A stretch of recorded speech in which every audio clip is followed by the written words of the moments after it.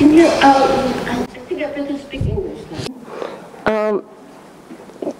Today, the title for my talk is Virus Becoming Aesthetical. Okay.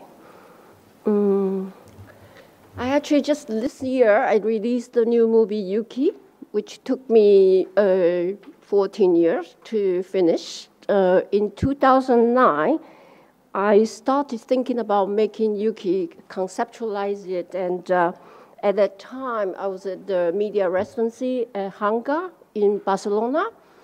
And I remember I went into the lab and I just realized that I want to fuck the computer. That's all I want. I want to make sure the computer can come to orgasm. So at that time, I started this cycle of my work, which I would term it viral love, biohack. With the Yuki, at the time was only a concept, a scenario. I don't really particularly know how to make this film. However, I decided this cycle of my work. In 2009, I wrote, Yuki the virus as living organism, self-replicable, manifests herself in multiple construct, avatars, spans and spans her love into the occupied territories. It's interesting that I look back at this particular one-line statement and to think at that time I didn't think anybody would give me any money to make this feature film, so I turned it into performance installation and even a game. Not until this year that I can release the final science fiction movie, which actually with the release of this movie, I actually had to come up with a particular term. I call it a sci-fi viral or reality cinema. I would kind of just tell a bit of the story of the film, but I think many of you have seen the movie on Monday night. So again, Yuki is the title, and Yuki is the name of the virus in the film. Yuki the virus is deployed as an infiltrating agent to disrupt Genome Corporation's BioNet. Welcome to the era of BioNet, a corporate scheme to claim, alter, reconfigure our biodata. We are part of an integrated circuit of bionetworks, which owns our personal body data. The advancement of microbiosynthetic genome research has granted Yuki science fiction imagination. Yuki composed its plots and characters in constant transmutation, taking up tactics of mobilization to reclaim stolen orgasm data from Genome Corporation. So the film actually involved how the Yuki, the virus, is born. And of course, the movie actually is sort of a sequel from my previous film, a sci-fi cyberpunk movie released in 2000 called IKU. So in that particular movie, IKU, I actually have a character named Reiko, who is deployed by the Genome Corporation, again, a huge enterprise who actually sent out these Reiko replicants to, as a replicant, they actually went to the human world interacting with the human to collect orgasm data. Once the orgasm data is collected, their hard drive is full, the corporation will eventually download the orgasm data, make it into sort of mobile phone chips that kind of sell it as a mobile phone chip to make money so people can plug in these phone chips and get instant orgasm. Of course, this was the year 2000, the beginning of the mobile telephone media. I will show a clips, kind of a little clips from Yuki about how Reiko become the virus. Actually, okay, the quick story. Yeah, okay, we can show the movie, I think. Reiko is a replicant IQ coder. Genome Company owns Reiko. Reiko is dispatched to the human world to collect orgasm data. Full hard drive of orgasm data downloaded. Reiko is deemed redundant. Reiko is dumped as a piece of e-trash by Gangnam Company. Reiko lies horizontally amidst the AC charger, fans, motherboards, CPVs. Reiko attempts to get up, but the body is glitched. She can barely keep the body aligned in shape.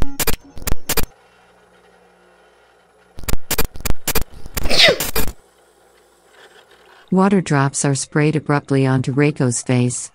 Reiko's face appears as water flow. Reiko's clear water face reflects Varia's pockmarked face in black and white. Reiko's body is taking new shape, blobs pumping gently like bread dough rising. Alba stretches their tentacles and wraps Reiko's ever-forming dough body. Sketch approaches Reiko to add a few charcoal strokes for a bodysuit. Amidst the stacked PCB boards, something is moving from underneath. A copper-colored Reiko appears, revealing a body embedded with circuited patterns. A Xenosilver 2020 processor. 122, 5 GHz, 128-bit, born year 2020. Violet throws to Reiko a robot arm. Reiko attaches the robot arm to her right arm, picking up e-trash. Reiko's circuited body shifts alignment. Xeno's testicle-like device beams laser light. Over Reiko's shifting circuited body, Xeno injects her DNA codes onto Reiko. Reiko rewrites own codes. Code scrambled onto Reiko's brown-colored iris. Ozone bends down, sucking codes out of Reiko's iris. Reiko makes a sudden sneeze, discharging micro droplets into the air.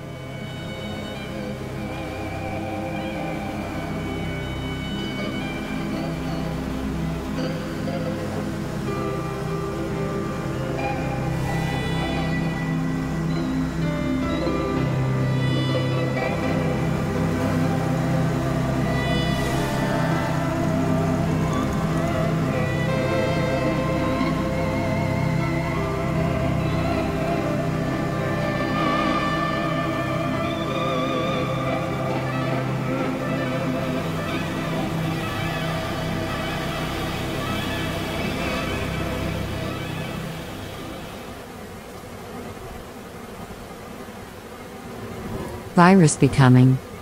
Uki the virus is born.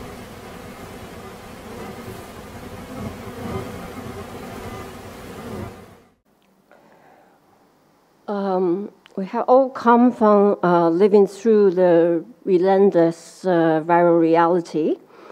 We have negotiated the state or self-imposed confinement. We are dealing with our digital or corporal sexuality, and we are experiencing the data surveillance on a daily basis. We have submitted ourselves to face the virus in solitude during the obligatory quarantine as we cross borders or when infected with viral variants. We bravely subject our bodies to vaccine experiments. We have forsaken,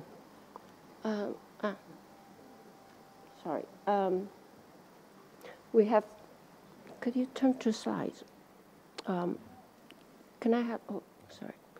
We have forsaken the prosthetic cyborg bodies and made kins with microbes, bacteria, fungi, archaebacteria, protist, green alga, plankton, amoebas.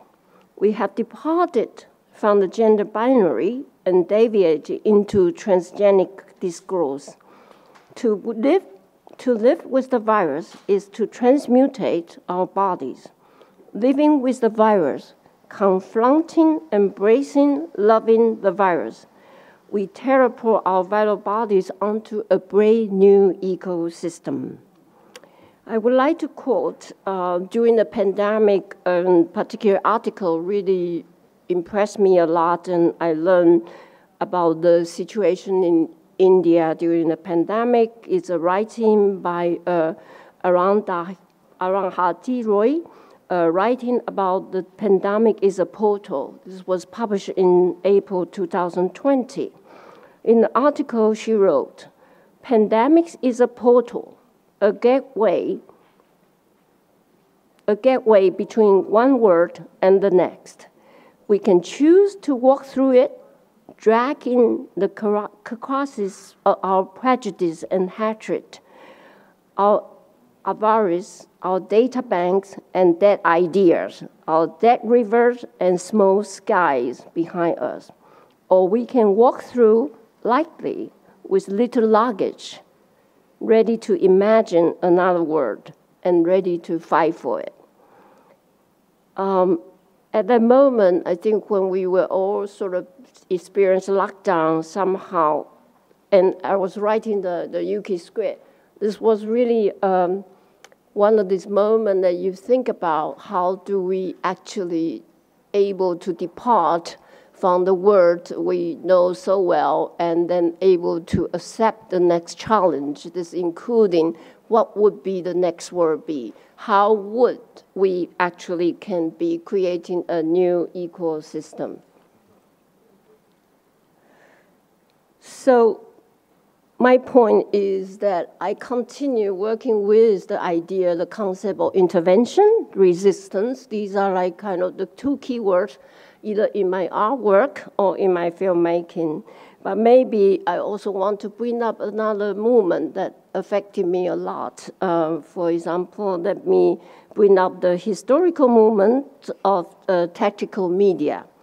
Particularly by definition, the tactical media and actually the emergence of tactical media in its prime day is probably around, I would say, around 1993 to 2003. I remember I did join Next 5 Minutes, the conference that was in Amsterdam. So if we go back to interpret what is the tactical media emerged when the modest goals of media artists and media activists will transform into a movement that challenge everyone to produce their own media in support of their own political struggles. This new media activism was based on the insight that the long-held distinction between the street, the reality, and the media representation could no longer be upheld. On the contrary, the media had come to infuse all of society. So interestingly, of course, the previous speaker, Zielinski, also mentioned quite a lot of movement, including Ant Farm, the Van Gogh TV, the whole generation of media activism. I sort of came from that generation. That was my collective experience, my training, my formation. And so from there, I went on to become making science fiction movie. And why do I would go on to consider science fiction is the way out of this reality. I do want to just bring up another quote from Head Roving on tactical media. So tactical media are media of crisis, criticism, and opposition. Tactical media are never perfect, always in becoming, performative, and pragmatic, involved in a continual process of questioning the premises of channels they work with. In a way, I feel that, so if this was written around 1993, between 2003, we are talking about 20 years have passed. And when I want to talk about virus becoming, virus becoming as a way of resistance, as a way of tactical resistance, what do I mean by that? So my question would be, can we claim the virus as the medium of tactical media? And as a virus, how can we actually replicate it and multiply ourselves and mobilize us as a virus ourselves? How do we then devise the tactical strategies with multiplies viral cells to defy the controlling apparatus and system repression. Virus becoming queer contagion, viral love, and biohack. Yeah, I actually would like to open up a lot of my questions to a public discussion, but I will share a little commercial also called Red Pill, and yeah, let's do that.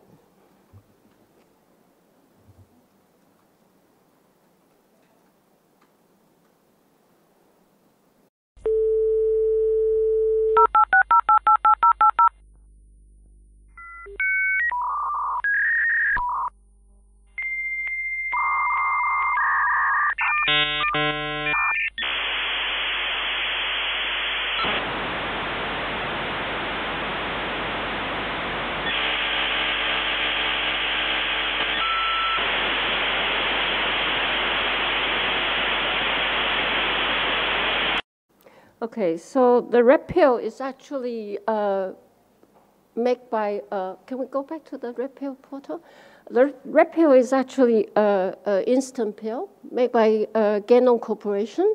We collected the human orgasm data, and the human orgasm data actually is collected through the handshake, through the web data exchange by handshake.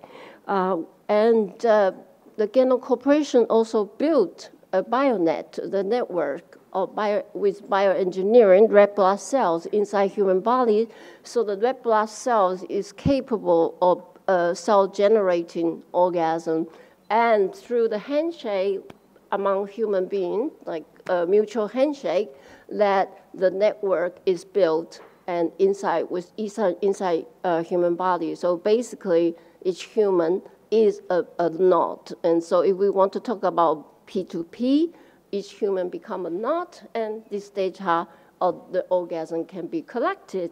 Finally, the Genom Corporation will want to make it into red pills. Red pill is made out of the blood cells. With red pill, the blood cell inside it contain with extreme delicate enhanced orgasm data. So eventually, it would become a pharmaceutical success selling in the market. So I want to end my talk by sharing with you this red pill. You can decide to take it or leave it. You choose to live in the system or exit the system. Thanks.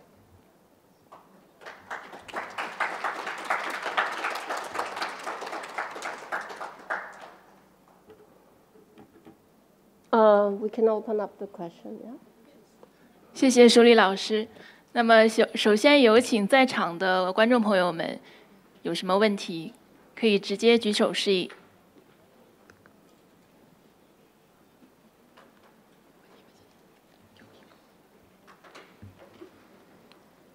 机会难得 ，Only one question， 只有一个问题。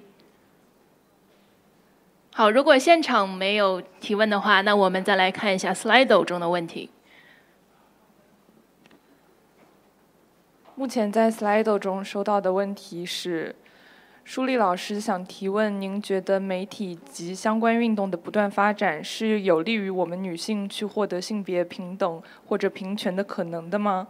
网络上把您作为当代具有代表性赛博女性主义的艺术家之一，在大陆比较有名的是从唐纳·哈拉维开始，包括朱迪斯·巴特勒一脉相承的一些理论，您怎么看他们的一些论述？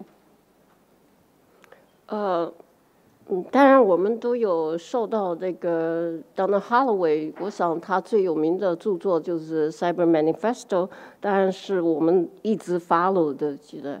可是如果我们我有时候蛮奇怪的，因为我算是80年代90年代算是 Haraway 的这个忠心信徒，因为我想说为什么我去 make IKU， 然后一个IKU 这个 coder 是一个 replicant， 是个 cyborg。那从这个开始到现在，如果 Haraway 也已经开始谈到那个Anthropocene， so 谈到那个 McKims，with non-humans， 所以我想我刚才比较简单讲一下，可是原则上我相信就是说我们的那个 follow 已经不是在 cyborg 的一个 principle， 而是一个human and non-human transgenic 的一个 interaction， 包括就是一个我讲的 transmutant， transmutant transgenic， we kind of went into a whole new world。